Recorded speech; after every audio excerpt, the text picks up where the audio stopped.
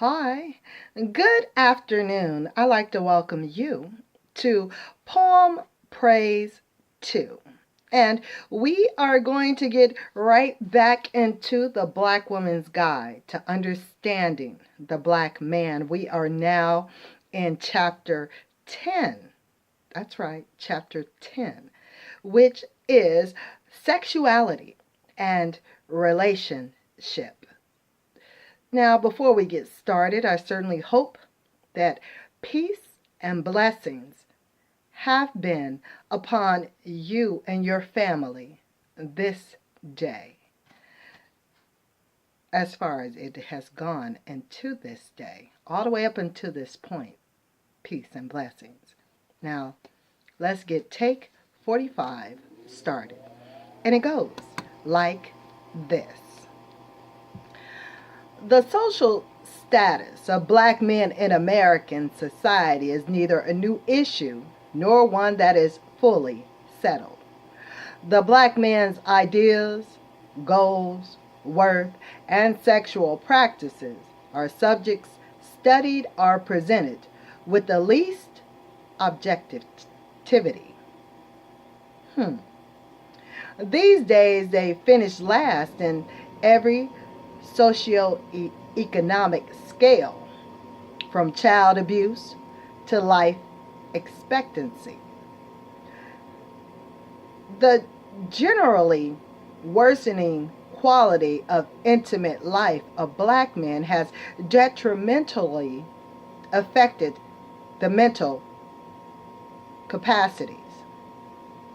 The black man needs a woman to be happy. The female presence completes his life cycle. The black man is not created without aim and purpose. He has three major accomplishments he should be about the business of acquiring. They are: 1. A knowledge of himself, his history, and his God.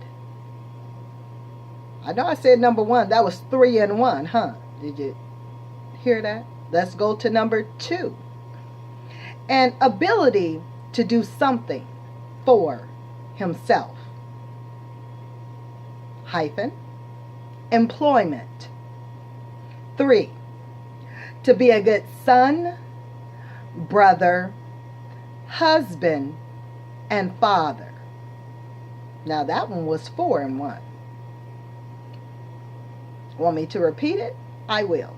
To be a good son, brother, husband, and father.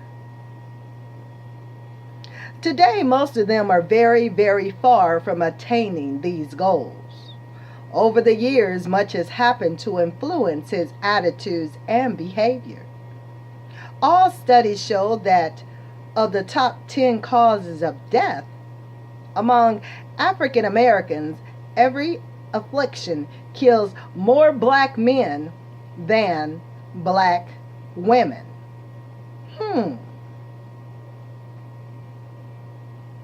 Kill the men, kill the seeds. Because then we will have no seeds in order to come from the men to the women. This is interesting and is considered to be attributed to what black men do and how they act. Despite the fact that black women complain of more ailments, and say they feel bad much of the time, black men die quicker. They are used to plunging themselves into daring and dangerous plots.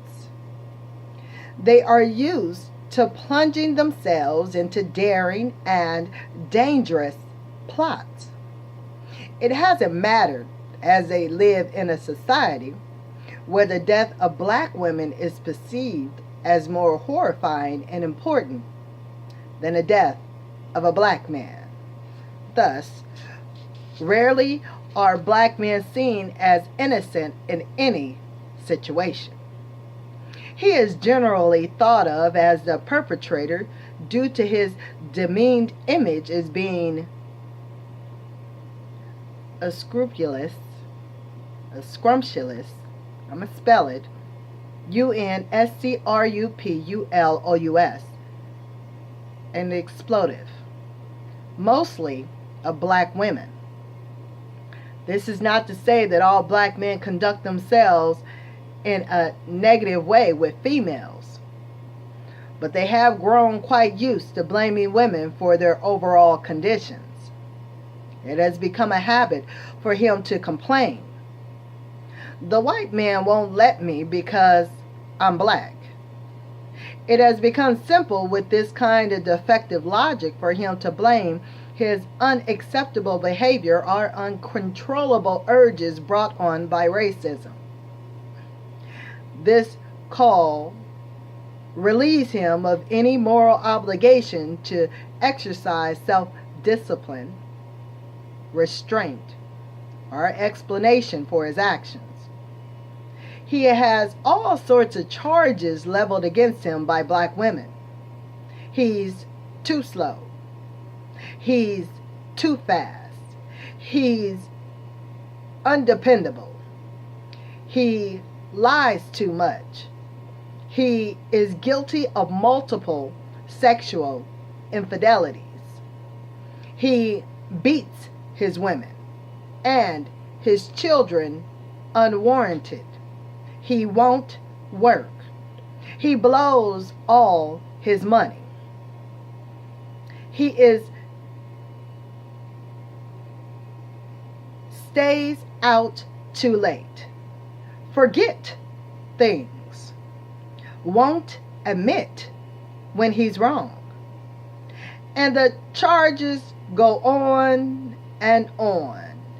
It is fair to say that most of the time when black women make a charge against a black man, he is surprised. Black men and black women decidedly have some pretty serious long-term disagreements, and studies prove that their value system is different on different topics. It never ceases to amaze me how he can be going along his merry way thinking everything is fine, then his woman lowers the boom and lets him know that something is drastically wrong. And he should have known it. Additionally to his abstract attitude above many things in his intimate relationship, he is charged with having poor impulse control. He'll have sex with anything that moves. And he keeps going for the okie dokie from women. Whereas his grandfather had 5 options regarding how he decided to deal with his woman, his father had maybe 10. But today, he has possibly 50. It has become an overwhelming process these days in trying to select, date, marry, and live with a black woman. Being a sportsman, he has taken to ducking and dodging as the best way to wade through the murky waters surrounding the black women of the 90s.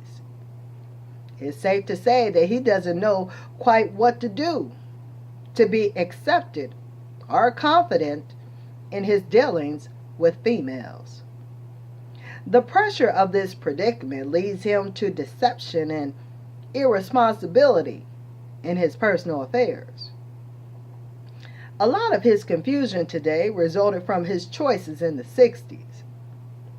At that time, starting at about 1957, white Americans participated voluntarily in changing their lifestyles in the home with their mates, on the job, and in the world at large. The black man, filled with fever or desegregation and social integration, tried to emulate them, except he was not in the same stage or status as whites.